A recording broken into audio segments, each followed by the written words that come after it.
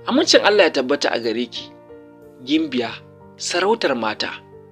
Tun daga farkon shekarar da ta gabata ta 2023, a kodayaushe burinmu shine mu ga mun faranta wa junanmu, kuma ba komai ya sa hakan ba, face asalin so da ƙaunar da muke wa junanmu. Tabbas, idan na tuna hakan, ina ƙara jin daɗi da godiya ga Allah subhanahu wa ta'ala, domin samun hakan sai wanda yake da rabo.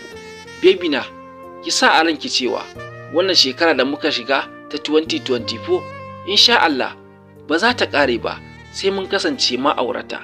Kin zamo matata mai ɗeban kewa a koda yaushe. Faɗin hakan da na yi a yanzu ya saukar min da jin daɗi da annuri a fuskata.